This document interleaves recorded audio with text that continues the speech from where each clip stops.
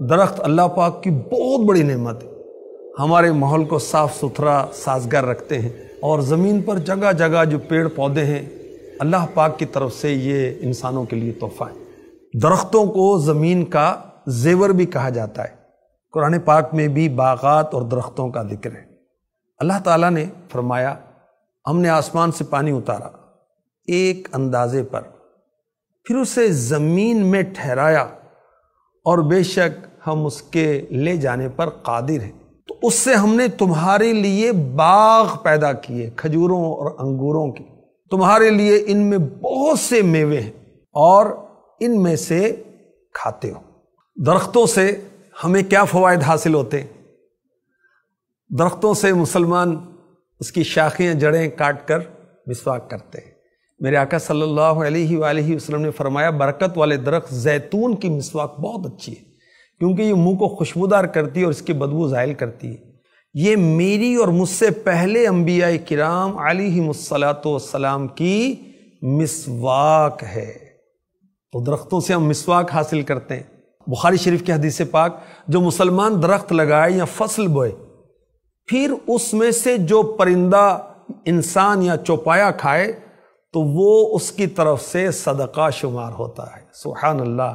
اسی طرح ایک حدیث پاک میں میرے نبی صلی اللہ علیہ وآلہ وسلم نے فرمایا جس نے کوئی درخت لگایا اور اس کی حفاظت اور دیکھ بھال پر صبر کیا یہاں تک کہ وہ پھل دینے لگا، تو اس میں سے کھایا جانے والا ہر پھل اللہ پاک کے نزدیک اس لگانے والے کے لیے صدقہ ہے۔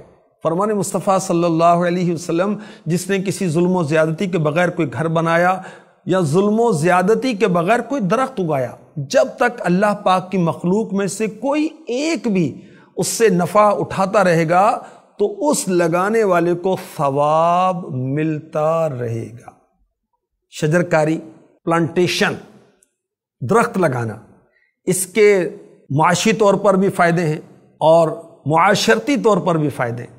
دیکھیں لکڑی کا کتنا اہم کردار ہے زندگی میں، کھڑکیاں، دروازے، مکان کی چھتیں اور بہت کچھ لکڑی سے بناتے ہیں۔ لکڑی درختوں سے حاصل ہوتی ہے، اور لکڑی کے بزنس سے معاشرے کا بہت بڑا طبقہ روزگار حاصل کر رہا ہے، اور بارشوں کے برسنے میں بھی ان درختوں کا، ان ٹریز کا ایک کردار ہے۔ درخت اپنی جڑوں میں، اپنی روٹس میں پانی کو ایبزارب کر لیتے ہیں اور ہوا میں پھر خارج کرتے ہیں۔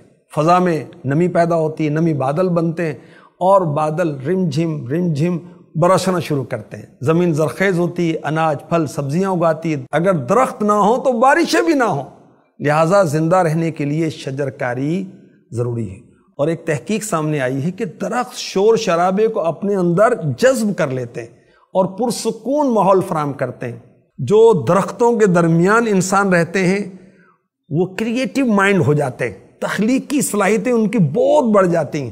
الحمدللہ دعوت اسلامی شجرکاری کی مہم چلا رہی، گرین پاکستان، شریعت و قانون کی اجازت کے ساتھ ساتھ پودا لگائیں، درخت بنائیں، اور آپ کی بھی حفاظت ہوگی، قوم و ملت کی بھی حفاظت ہوگی اور فائدہ ہوگا، اور اللہ چاہے گا تو ہمیں ثواب ملے گا۔ امیر اہل سنت دامت برکاتہم العالیہ نے دعوت اسلامی والوں کو 1 ارب پودے لگانے کا ہدف دیا ہے۔